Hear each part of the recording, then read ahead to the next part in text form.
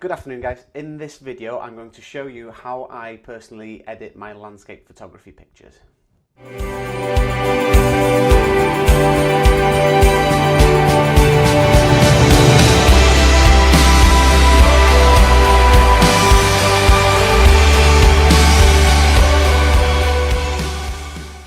So I've selected 4 images ready for you. They've all been taken locally to me in Snowdonia.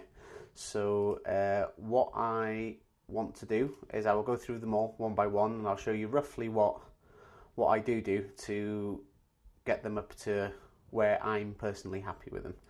So the first one I'm going to start off with is this one. It's taken in Ganllwyd near Dolgellau. So first thing I always do is make sure the exposure's spot on. I try to get as much as I can right in camera, but sometimes obviously, you know, the LCD screens at the back aren't always a complete accurate representation of what you're actually getting. So I'll mess about with the exposure just a little bit first. Just get it so I'm a little bit happy. The highlights are a little bit blown in this, so what I'll do is I'll bring it down. Because cameras do tend to keep more information in the shadow area. So if I bring it down, what I'll do afterwards is I will raise the shadows. As you see, it's bringing out the details just on the right left hand side here of the trees. So mess about then the white balance. This was taken in early spring, so I prefer to have my spring photos a little bit cooler. So yeah, I'm happy with that. Exposure, bring it up just a tiny amount. Yeah, bring the highlights down. Yeah, there we go. So what a lot of people do tend to do is they'll use the contrast slider just here, but as much as I can, I try and avoid that one. Mainly what I use to add a little bit of contrast into the images is using the whites and the blacks just here. So I'll raise the whites and just bring the blacks down just a touch, and what that'll do is it'll add a little bit more contrast. I find that gives you a little bit more freedom as to how much contrast you do want in your images. So I like to boost the clarity just a little bit. I'll never overdo this one, because if you do, it gives it maybe like a little bit of a HDR look, and I'm not too much of a fan of that. So I will bring it up just a touch, but not enough to ruin the photo. So basically bring it up just about enough until you just notice it. So I'll up the vibrance, bring down the saturation. Right, so the next thing I do is I'll go into the tone curve. Again, this sort of does a little bit of the same as what the white and the black slider does, but what I do is make a slight little S curve to add just that tiny little bit more, and then I might just clip the shadows just a little bit. It's a bit too much. There we go. And then the bit in the middle, I will try and bring that up. And what that does, it adds a little bit of exposure into the mid-tones of the image, so the greys and stuff, mid-browns and stuff like that. So after that, this one is not far done, to be honest. As you do see, I try not to spend too much time in the editing process. Some people do love this side of it, but I'm not a massive fan. I'd much rather be out in the mountains and enjoying the fresh air.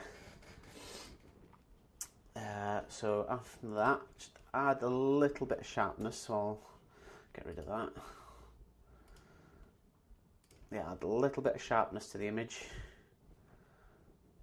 If I'm not sure as to how much or to where the sharpness has been applied, if you hold the Alt key, I'm not quite sure, yeah, I think it's Alt key on the Windows as well, and then just move it up, and it'll give you more of an accurate representation of what you're sharpening and how much sharpening it's adding. So the radius works a little bit like a high pass filter in Photoshop, and the detail, the masking, sorry, this one I use quite often, and that's just basically add it to the spaces between the high contrast and low contrast. So if you have a look here between the dark of the twig and the light of the twig, and that looks, I think I changed the white balance up just a little bit as well. I think it's still a little bit too muddy for my liking. There you go, it's better. Maybe a little bit more magenta. Yeah, I like it like that. So yeah, so that's that one. So move on to the next one. So the next one we have Travan. Now I have to apologise for some of these. My sensor is due a clean, big time styly. So this image isn't too bad actually. I think I can get away with that one for now. Yeah. So this one was taken back in February, I think it was. Yeah, 13th of February. So again, so I always do the exposure first. Add just a little bit into this one.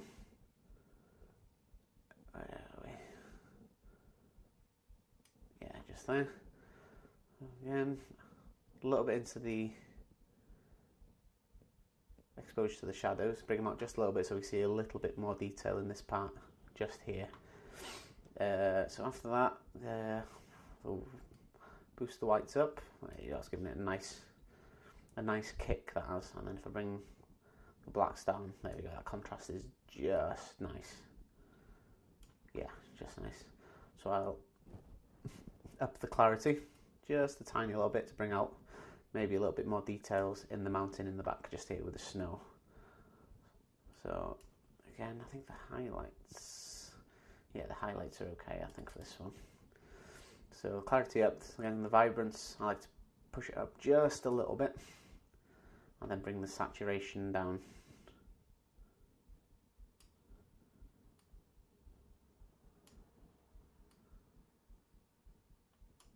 Yeah, there we go. So again, a little S curve.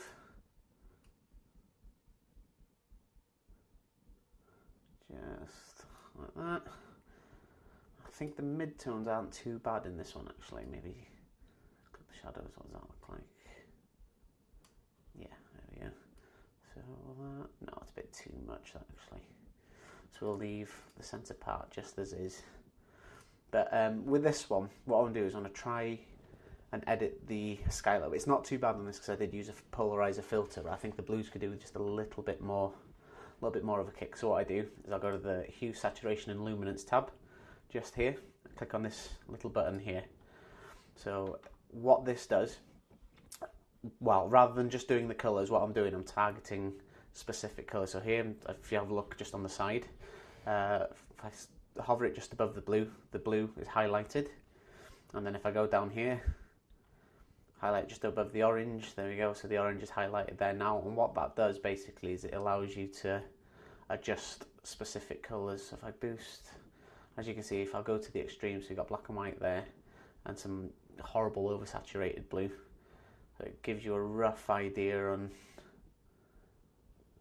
the reason I like doing it this way is because at least you know you're targeting the right colour when you're doing it here, whereas if you do just adjust, say, the blue, it might be a bad example to show you in this image actually, but it'll give you an idea. So if I just adjust the yellows, no, it doesn't quite work. I'll show you again. It will. It is more prominent in some photos than some of the others.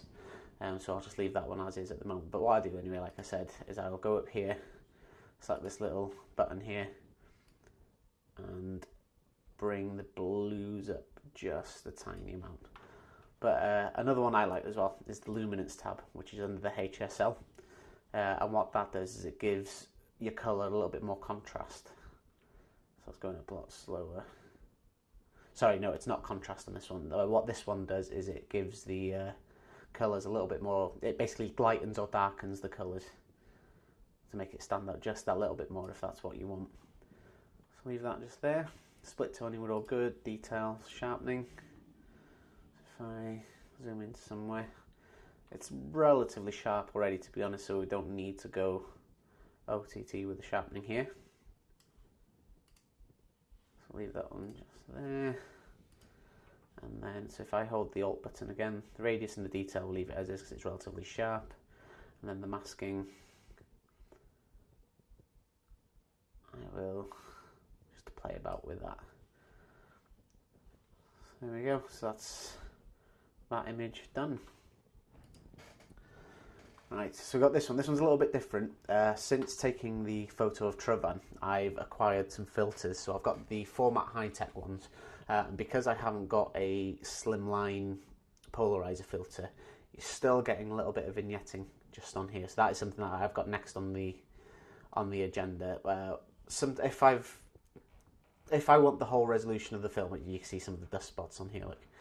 If I do want some of the full resolution of the photo, what I'll do is I'll take some time out and try and clone out the vignetting just on the side here. It's not too bad at the bottom, but obviously I'll still do it there. But for the sake of speed for this video, what I'll do is I'll just crop it slightly. There we go, and just like that, because it's not too bad.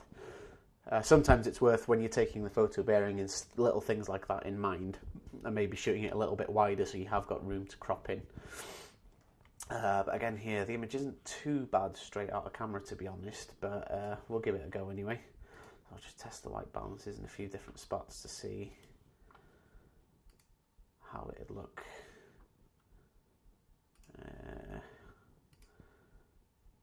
Sometimes it is worth doing this so you've got a base as to where to start with your white balance, and then maybe just adjust the sliders as you need then.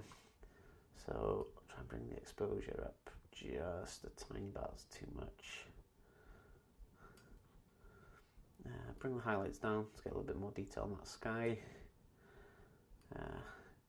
Shadows up, just get those details there. And then the whites and the blacks again to add the contrast.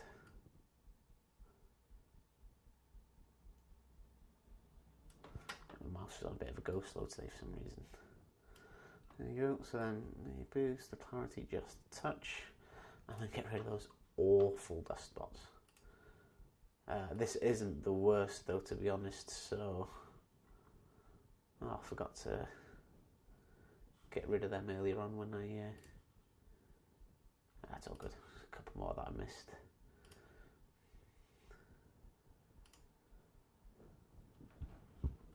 Right, so after that, again, push the vibrance up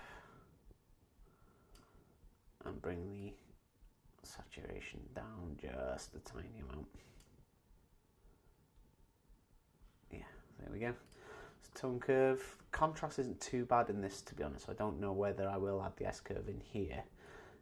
But what I'll do is I will boost the midtones just a tiny amount, just enough to make the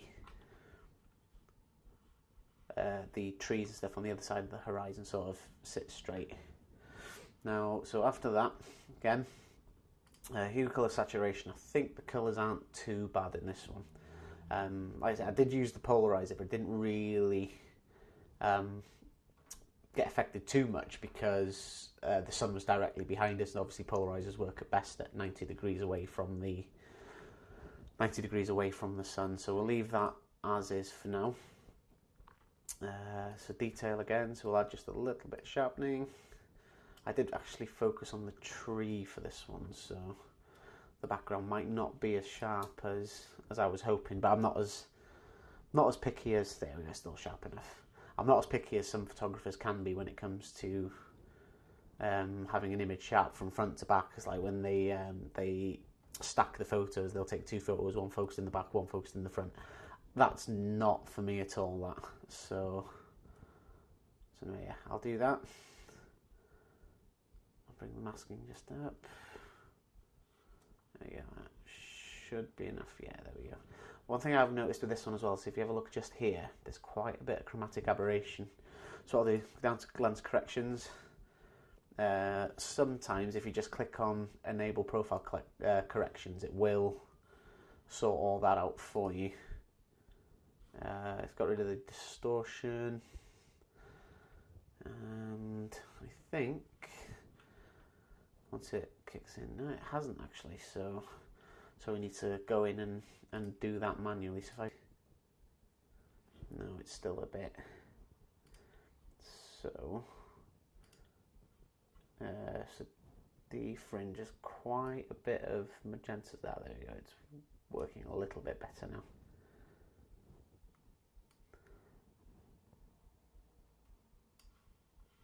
So if I that on and off. Right. Yeah, there we go, much better. And that's it. So that's that one done as well. And last but by no means least, this one. This one was taken at Llandequin, which is near Harlow. So just in the distance over here, you've got Portmeirion. I did do some spot removal on here when I originally edited the photos, but well, it looks like I've forgotten to remove them now. So anyway, looking at this image, we've got the vignetting just at the top here again, but that's because of the polarizer filter. So what I'm going to do with this one is I'm going to edit it into a black and white. So we've got a nice dramatic sky, some lovely light on the church in the foreground here, and so I think because of the contrast between it all, I think it will look at its best in black and white. So what I'll do is I'll click on the black and white tab, and then I'll just mess about with it from here. So I do want to bring out some of the detail in the shadows here, so I will push that up just a touch. Not too much though, because I don't want that HDR look. So bring the highlights down again just a little bit. So again, push the whites up and bring the blacks down to add a little bit. So I don't think that the amount of detail that's been brought out here is enough. So what I'll do is I will go up to the adjustments brush and I will change to, not exposure, sorry. I might do that as a last ditch attempt, but I'll up the shadows. I'm doing it just there, and then I will just paint. That's bringing it out just a little bit more. I think you've got to be careful when it comes to stuff like this, because you don't want the church to glow, basically. It could do it too much. So if I push that up quite a bit, that's not too bad, but I will adjust the exposure as well, just a tiny amount. Yeah, I think that's nice enough.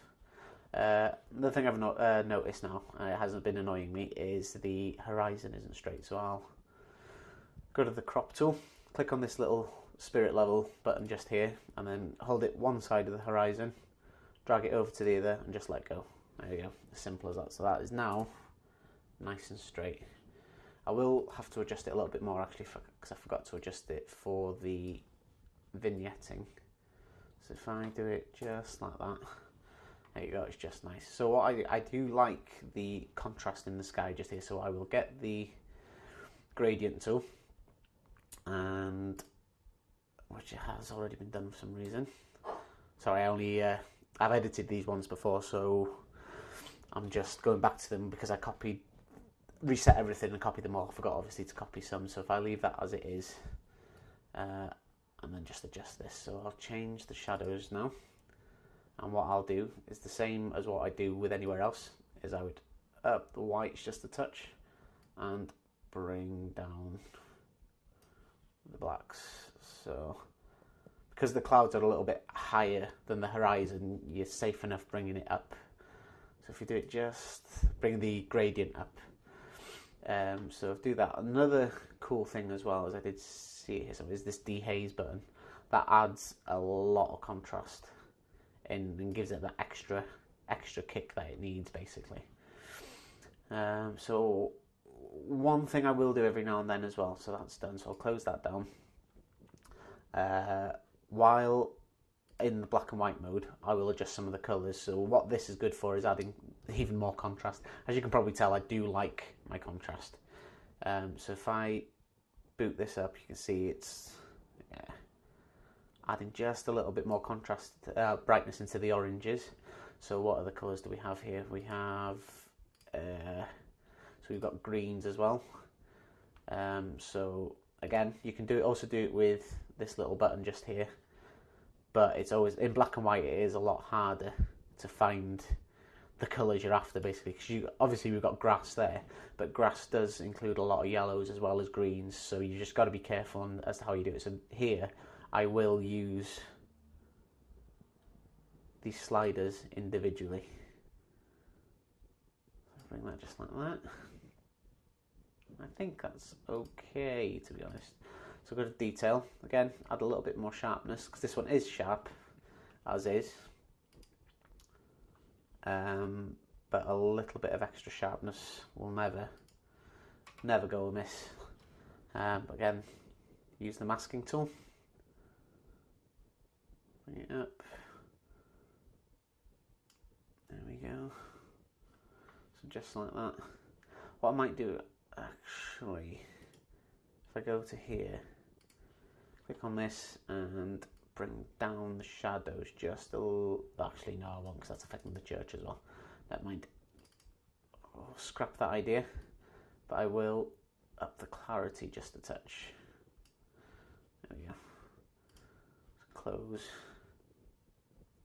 That's collection effect, and that's pretty much it. And that's how I edit my photos. So that's pretty cool. So we've got them off. We go to the library, open them all up. You can have a quick look at them all together. So if I make that a little... Sorry, the computer is running a little bit of a go slow because I have pretty much got a full hard drive now. I had a chance to empty it just yet. So yeah, so I'm happy enough with them. I'd be more than happy with sending all them to print now. Yeah, more than happy.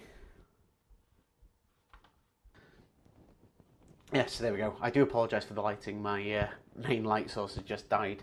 So that's pretty much how I edit my photos. As I said, I would be more than happy sending them off to print now. I try not to spend too much time editing, to be honest, because it's just not for me. I'm not a massive fan of standing this side of the computer. I know some people love it, and I've got nothing against that. But for me, the whole part of landscape photography is going out, taking the pictures, and really sort of enjoying the fresh air. So on that, really, there's not much more else I can teach you. If there's anything else you want to know, if you want to, go through workflow, if you've got any questions or anything, if you just leave them down below, and I will get back to you as soon as I can. I'd appreciate it if you could subscribe as well. I'm going to try and upload a lot more content quite regularly. So I'm going to have photos. There's a couple up there at the moment. I'm going to have a couple of videos of me being out and about. Getting a new camera soon as well, which should be quite nice. So you'll have better quality vlogging as well. But like I said, got any questions, leave them down below. If you've got any questions about my gear, what I use, any recommendations, anything like that, let me know and I will work it out for you. See you later.